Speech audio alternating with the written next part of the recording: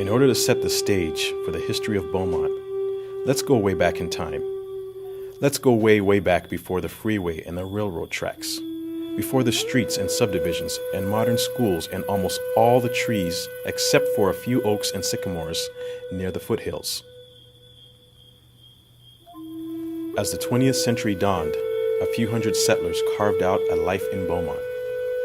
They piped water down from the canyons for their crops. They laid out dirt roadways for horse and buggies and built storefront businesses. They erected a schoolhouse and started a city.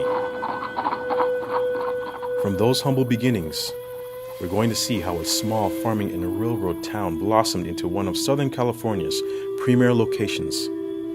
As we celebrate our 100th anniversary, we'll pay tribute to our people, this city's greatest strength. From the early settlers and the greatest generation to the baby boomers and the young generation known as the millennials, they all played key roles in shaping our destiny. Let's meet them now.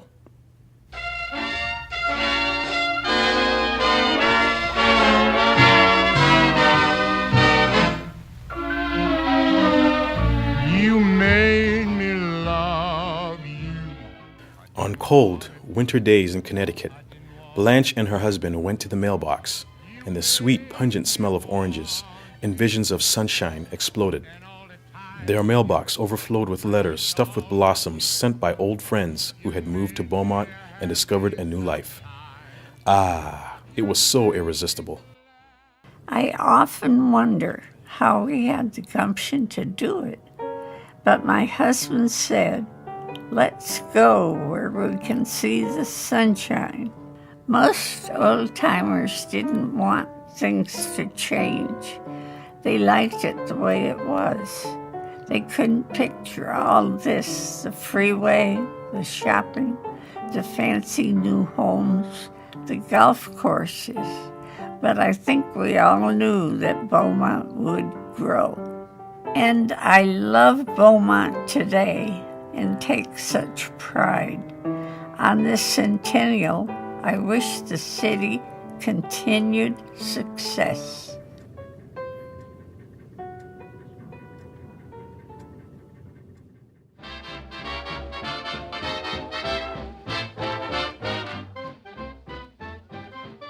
More than 75 years later, it's hard to imagine life back then.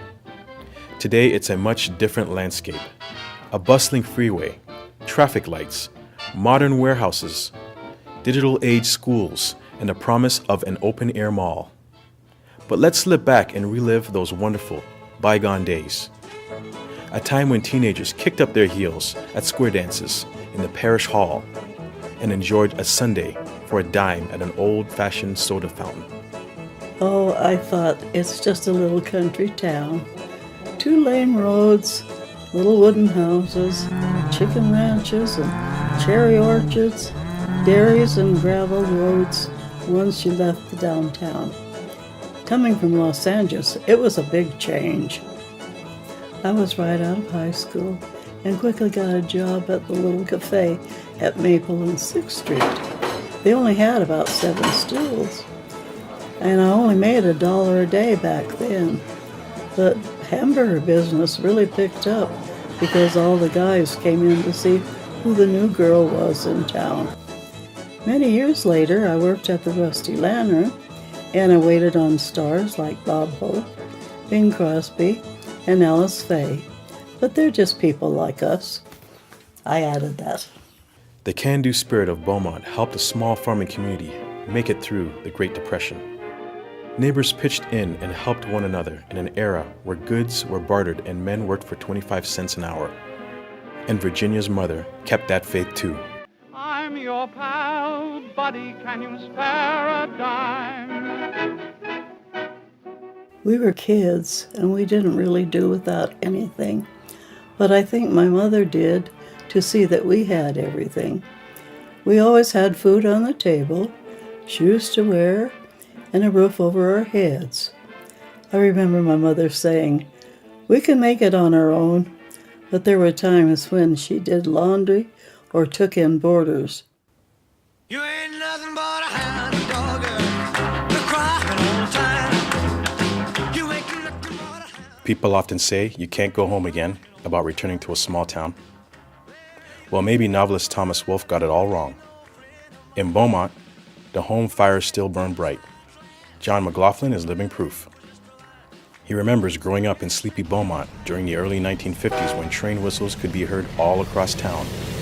Back then, kids hopped on 3-speed Schwinn bikes with big fat balloon tires, waved goodbye, sought adventure on Tin Can Hill, and skidded into the driveway just in time for supper. Over the years, John attended local schools, married and settled down, raised a family, and then moved away a decade before the growth hit in 2000. In 2005, he came home again to live in Four Seasons, farmland where his father cut and baled alfalfa. In those days, there was a kind of freedom living in a small town. We built tree houses, caught pollywogs, and created our own coasters out of scrap lumber. Then 3 or 4 of us would climb in and find a steep hill and hang on for dear life. And we really loved to put pennies on the railroad tracks and watch the trains squish them. Growth, well, for the longest time, it never seemed to get here. People said it should be coming our way, but there was just so much land between us and the larger areas. It's amazing how things have grown. I can remember when you had to go out of town to do all your shopping. We couldn't have even thought that the city would grow like it has, and this is home for us.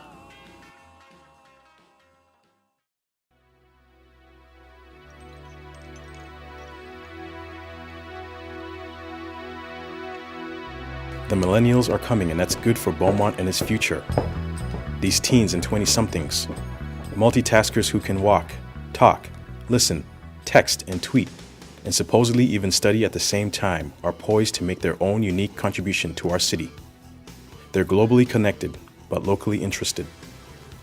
Now, the always connected millennials with their online world are about to transform our hometown in unimaginable ways. They're confident, energetic, and open to change. Some, like customer service coordinators Ashley Starr and Kelsey DeForge, are already working for their hometown and sharing their creativity.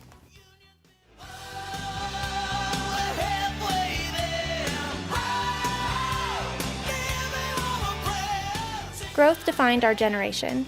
We saw a town transformed. But I still love the stories about the old days. My mom used to tell me about cruising down Beaumont Avenue in a station wagon, tailgate down, radio on, dragging your feet.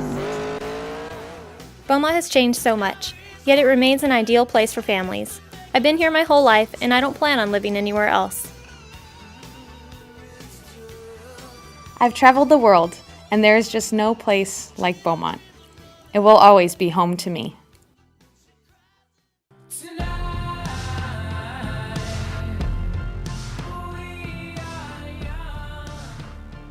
The teenagers of today, the youngest members of the millennial generation, are helping write the history of Beaumont. They are truly the best and the brightest. At 17, Dylan Valdivia is leading the Beaumont Youth Advisory Council. It gives young people a voice in their community and strengthens the fabric of our city. In Beaumont, our future is in good hands. Each time that I sit down with the Beaumont Youth Advisory Council, I see enthusiasm, vision, dedication. These are the leaders of tomorrow for our city. Growth had already hit, and rooftops were sprouting by the time young millennials, born after 1980, entered elementary school. As they grew, youngsters could feel a change in the air. The cozy neighborhood pizza parlor, where they had once stuffed themselves on cheese and pepperoni pizza, gave way to a modern shopping center.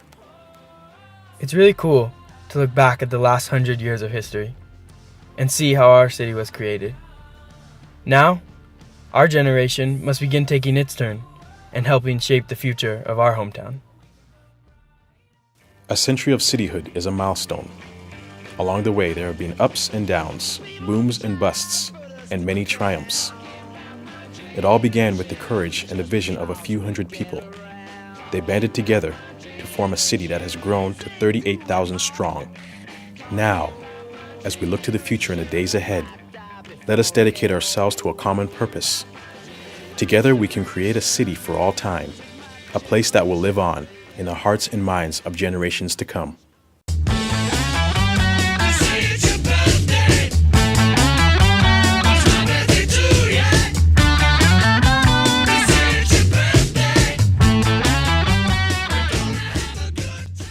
Happy Happy birthday to you. Happy birthday to you. Happy birthday, dear Beaumont. Happy birthday to you. And many more. Happy Centennial! Here's to the next 100 years!